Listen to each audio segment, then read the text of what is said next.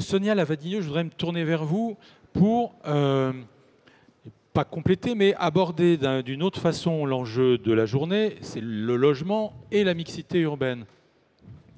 Alors votre bureau de conseil auprès des collectivités essentiellement, vous en parlerez, mais on a vu, ça a été un événement en 2021, vous avez notamment accompagné Groupama à la Défense, qui voulait faire travailler 5 équipes d'architectes sur la façon dont on pouvait penser autrement les espaces.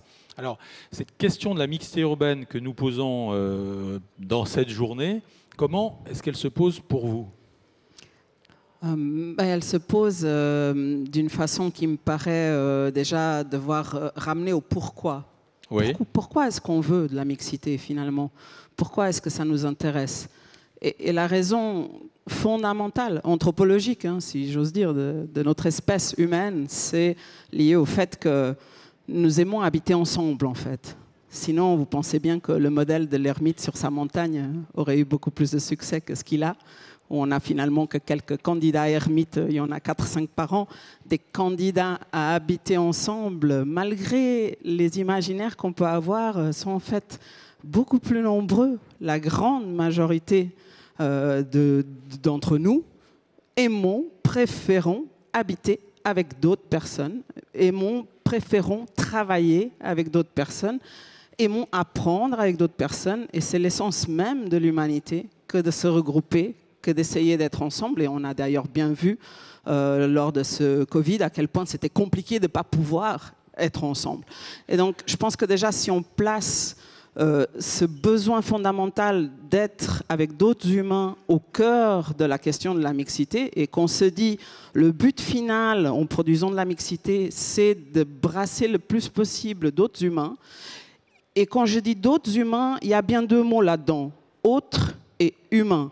Et c'est important de souligner à quel point c'est aussi cette diversité qui intéresse les gens, et c'est le fait d'avoir en petite quantité beaucoup de petites différences qui intéressent plus que d'avoir quelques grandes différences. Et on va sans doute y revenir. Mais je voulais déjà rebondir sur ce que vous avez dit, parce que vous avez avancé un chiffre et vous avez dit que votre chiffre est trop haut. Et moi, je pense qu'il est en fait trop bas sur la question de la formation à la rénovation énergétique. Vous l'avez dit, c'est un grand enjeu du fait que, en effet, 80% du bâti est déjà là. Les villes sont déjà faites. Il faut quand même le reconnaître. Et je pense que c'est quelque chose qu'on a malheureusement trop tendance à oublier, du fait qu'on est toujours obnubilé par le neuf, et le neuf, en effet, est le fer de lance de l'innovation. Mais le gros enjeu, en effet, c'est cette rénovation. Nous, en Suisse, moi je viens de Suisse, Marc Muller, un de nos grands experts de la rénovation énergétique, a annoncé récemment, il y a 2 semaines, dans l'un de nos grands journaux, Le Temps, équivalent du Monde, qu'on avait besoin, nous, de 450 000 artisans pour 8 millions d'habitants en Suisse. Donc je pense qu'en fait, votre chiffre est un petit peu bas pour la France si on compare avec nos populations respectives. C'est vrai que notre objectif est de... Il y a en ce moment des revendications extrêmement fortes auprès du Conseil fédéral en Suisse pour rénover 1 million de logements d'ici 2030, et c'est un minimum, plafond minimum. Donc je pense que là, ces enjeux-là vont vraiment être au front. Et cette question de la rénovation globale permettra aussi de vraiment poser un vivre ensemble global qui sera différent. Donc c'était juste parenthèse sur le logement. Mais je reviens sur cette question de la mixité urbaine. En fait, ce que vous nous dites, c'est que c'est pas... On a beaucoup parlé, le logement est à la mode, hein. Le ministère a commandé un rapport sur la qualité du logement. Et ce que vous semblez nous dire, c'est que c'est pas la seule bonne échelle pour travailler. Que la bonne échelle, c'est celle où on se rencontre avec autrui. C'est donc l'échelle de la ville, du quartier. Absolument. C'est l'échelle d'ailleurs de la ville plus que du quartier, et donc en fait l'échelle interquartier. Cette échelle est souvent oubliée, c'est-à-dire qu'on a un problème de périmètre, vous le savez tous. On travaille sur des périmètres qui sont définis pour des actes, pour des opérations, pour des îlots. Et chaque fois qu'on définit un périmètre, par définition, on exclut finalement les liens entre le quartier et les autres quartiers qui forment déjà la ville, qui sont déjà là, ou les quartiers qui vont encore advenir. Je dirais que c'est encore plus un problème. La plasticité des bâtiments peut un peu nous aider. J'ai en tête, par exemple, une opération de centre commercial en Turquie qui avait déjà été conçue avec l'idée d'abattre les cloisons, d'abattre un certain nombre de murs, parce qu'il y aurait eu une extension de quartier de ce côté-là, qui n'allait pas se faire tout de suite, qui allait se faire que dans 10-15 ans.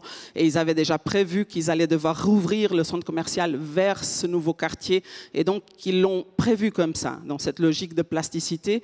Mais on est loin de concevoir nos quartiers comme des réseaux neuronaux dans lesquels les synapses vers d'autres quartiers seraient, de mon point de vue, la meilleure façon finalement de créer déjà cette mixité qui est la mixité avec l'existant. Chaque fois qu'on sort une nouvelle opération ou qu'on la rénove, qu'est-ce qu'on fait pour pouvoir redonner cette vie dans le lien, en fait, vers l'existant?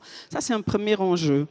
Le deuxième enjeu, pour moi, est l'enjeu des mètres carrés, c'est-à-dire l'allocation des mètres carrés en mixité. Aujourd'hui, on me parle de mixité et on me dit il y a 80% de logements ou 85% de logements, 15% de bureaux tertiaires, commerces. On fourre tout là-dedans, en fait, hein, résidence étudiant, résidence EHPAD. Disons qu'il y a 15% d'autres, je vais le dire comme ça pour simplifier. Or, si je le dis comme ça, ou si je dis l'inverse, c'est-à-dire que je parle d'une opération mixte à dominante tertiaire dans laquelle il y aura au contraire 80% de bureaux, hôtels, activités tertiaires, centres commerciaux et 20% de logements, vous voyez bien que ce rapport de Pareto 80-20, ça c'est pas de la mixité pour moi. La mixité serait quelque chose qui tournerait beaucoup plus autour du 50-50. Citez-moi une opération, deux opérations qui se rapprochent de ce 50-50. Alors, je travaille avec Big Imo. Ils étaient tout fiers l'autre jour, ils sont revenus vers moi en me disant « Sonia, on a une opération où on a 40% de logements dans le mixte. » Et ils étaient tout fiers. J'ai dit « Bon, c'est bien, vous progressez. » Mais on est encore loin du compte. Vous voyez ce que je veux dire? On est loin du compte de cette réelle mixité. L'autre point que je voudrais faire, c'est ce que j'appelle la tentation de l'assaisonnement. Le sel et le poivre, vous savez, pour assaisonner un peu vos opérations. Donc, vous faites un hôtel, vous estimez que c'est mixte, et là, vous êtes fatigué, quoi. Ou bien, vous rajoutez une résidence étudiante dans votre programme, vous dites c'est mixte, hein, c'est mixte, c'est génial, ça suffit. Hein. Ben non, ça suffit pas. Une résidence étudiante, un EHPAD, quelques commerces, un hôtel, ça suffit pas à faire de la mixité. C'est pas ça, la mixité. La mixité, ça va au-delà du sel et du poivre. Il faut beaucoup plus d'épices, si je peux dire, et il faut beaucoup plus de variété dans les ingrédients qu'on met en place pour créer un vrai plat épicé intéressant, qui a du goût, qui a de la saveur en termes de mixité. Donc réfléchissez-y, lorsque vous faites des programmes, la mixité programmatique pour moi est un vrai problème. C'est quelque chose qui manque vraiment. C'est-à-dire que ce qu'on a fait jusqu'à maintenant, c'est qu'on a fait des petits pas. Mais les petits pas, ça ne permet pas d'arriver au sommet de la montagne. Bien sûr, il faut commencer par un pas.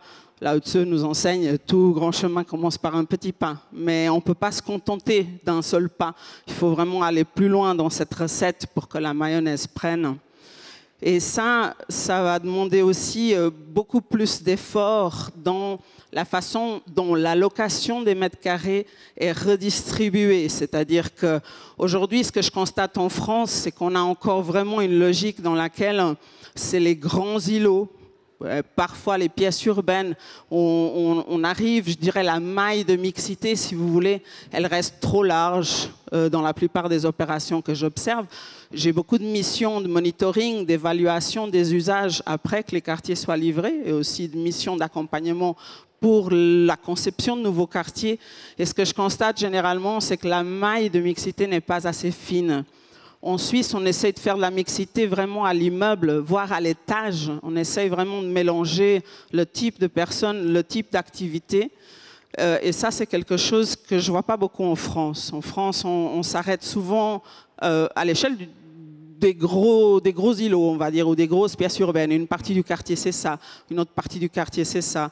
Et puis, on ne soigne pas assez certaines parties du quartier qui sont plus stratégiques, les portes du quartier. Donc, on reste en fait dans des quartiers très intériorisés dans lesquels on crée des nouvelles centralités de quartier, ce qui en soi est une très bonne chose. Mais même dans les écoquartiers, j'ai fait récemment une très grosse étude sur l'écoquartier de Ginkgo à Bordeaux, qui est pourtant assez exemplaire sur plein d'aspects, mais qui n'est pas exemplaire sur deux points. La façon dont on traite avec la laideur environnante, c'est un point assez important. Les architectes répugnent souvent à aller chercher finalement les parties du quartier qui n'ont pas encore muté, qui sont aux environs, et font plutôt blocage, restent, je dirais, intériorisés au sein du nouveau quartier plutôt que d'aller chercher ces parties qui n'ont pas encore muté, alors qu'on sait déjà qu'elles vont muter à terme. L'existence même du nouveau quartier va faire qu'il y aura volonté de faire muter dans 10-15 ans. Et c'est quelque chose qui s'est déjà passé à Jinko. J'avais visité Jinko au tout début, lors de la livraison de la première tranche. On avait là un centre commercial qui était déjà là, complètement dans les choux, comme d'habitude, boîte à chaussures qui n'avait pas du tout muté. Aujourd'hui, ça a complètement muté.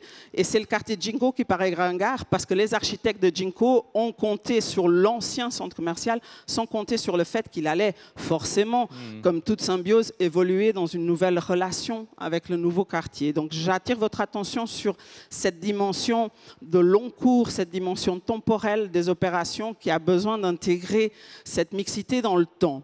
Et on va parler de la temporalité. Mais pour revenir à ce que vous venez de dire, vous venez de parler du dosage du cocktail, des usages en fait, des destinations de bâtiments. C'est la mixité fonctionnelle d'abord dont vous nous parlez, des usages. Pourquoi estimez-vous qu'un dosage trop faible dans une certaine destination va avoir un effet négatif? Ça a un impact sur quoi? Sur la vie de quartier? Qu'est-ce qui manque ensuite? C'est la vie urbaine qui n'arrive pas à se construire? Vous voyez, qu'est-ce qui motive votre analyse comme ça, très précise, très chiffrée, où vous poussez au 40-40-20 ou au 50-50? Oui, absolument. C'est pas tant le pourcentage en soi, mais c'est la façon dont ce pourcentage il est mixé. C'est-à-dire qu'il faut vraiment faire en sorte que ce soit un vrai smoothie et pas juste une soupe dans laquelle vous avez des morceaux qui sont pas encore mixés. Vous voyez ce que je veux dire? Vous avez des gros morceaux de patates, des gros morceaux de carottes. Non, il faut vraiment que ce soit mixé. Et c'est ça, moi, qui me manque quand je vois la façon dont les fonctions sont réparties et la façon aussi dont ça implique des conditions, des conséquences néfastes, si vous voulez, dans le sens que quand vous répartissez, par exemple, la culture ici, d'ailleurs la culture est souvent absente de cette question, alors même que c'est essentiel. L'humain est fait de culture. On a bien vu avec le Covid à quel point ça nous a manqué, cette dimension culturelle. Et c'est une dimension qui est très absente des quartiers de vie, très absente des quartiers de travail, très absente du fameux premier kilomètre qui vous a été imposé. Et vous avez bien vu à quel point c'était compliqué de vivre sans. Donc ça, c'est un aspect pour moi qui est clé. L'aspect des loisirs, l'aspect des sports de proximité sont tous des ingrédients qui devraient être beaucoup plus présents au pied des immeubles, si j'ose dire, dans l'intégration même des programmations. Or, ce qu'on constate n'est pas ça. On constate que les équipements publics, de manière générale, restent en lisière des quartiers, voire en lisière de la ville. Ça pose beaucoup de problèmes. Le premier problème, c'est l'isolation des adolescents. Les adolescents, je vous rappelle, ont 15 à 17 ans. Dans 2 ans, ce sont des adultes qui votent, ce sont des adultes qui trouvent du travail, ce sont des adultes qui fondent des entreprises, ce sont des adultes qui se marient et qui ont des enfants. La façon dont on traite aujourd'hui ces adultes qui seront adultes dans 2 ans, elle est pour moi d'une injustice crasse, c'est-à-dire qu'on est dans une relégation totale des activités liées aux adolescents. Vous pensez à un skatepark, pensez à des places de sport, pensez à des endroits pour se rencontrer, pensez à n'importe quel lieu qui sert à ce que des adultes se rencontrent et vous verrez que ces lieux sont le plus souvent en périphérie, voire en deuxième couronne, sont dans des endroits qui sont extrêmement inaccessibles à pied, à vélo, alors que c'est la meilleure façon pour les ados de se déplacer.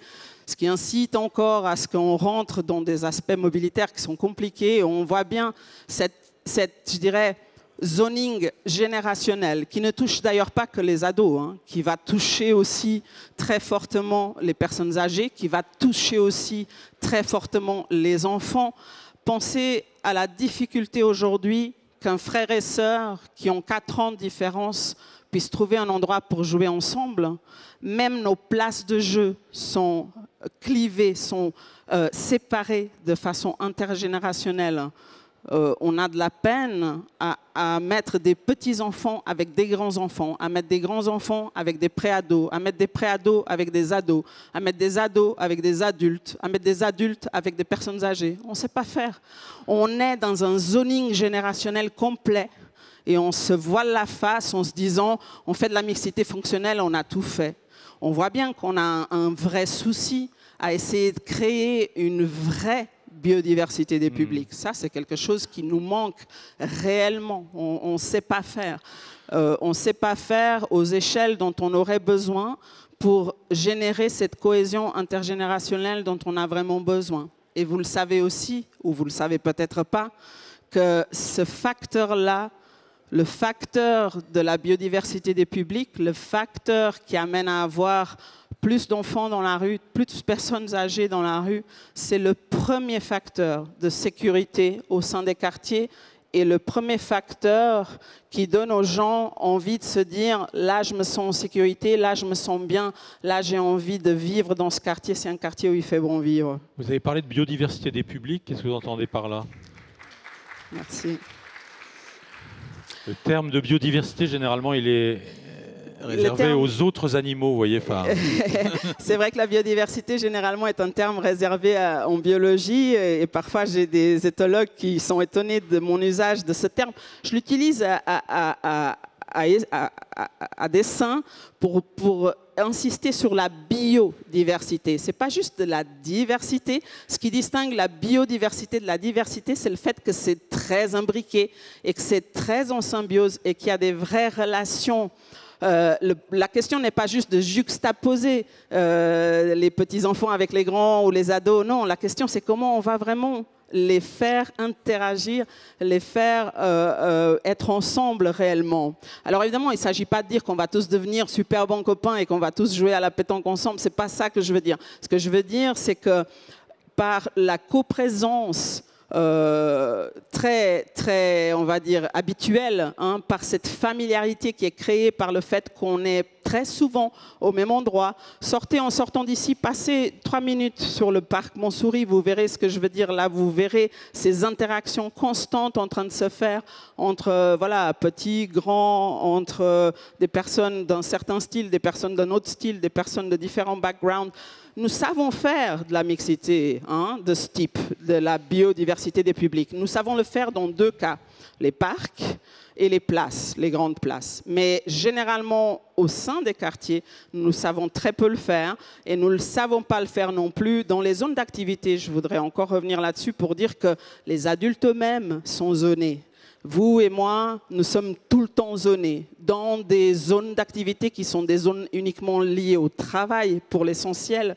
Et c'est très compliqué d'amener d'autres styles de public là-dedans. Et le cas de la Défense est un cas exemplaire. Ils ont mis maintenant des années et des années. Moi, j'accompagne beaucoup Paris La Défense sur un certain nombre d'opérations et de discussions et sur leur raison d'être. Et on voit bien que c'est un des grands challenges de ce type de zone d'activité qui est de les rendre moins axés sur le travail. Mais je voudrais aussi insister sur le fait que être moins axé sur le travail, c'est toute notre société qui doit l'être.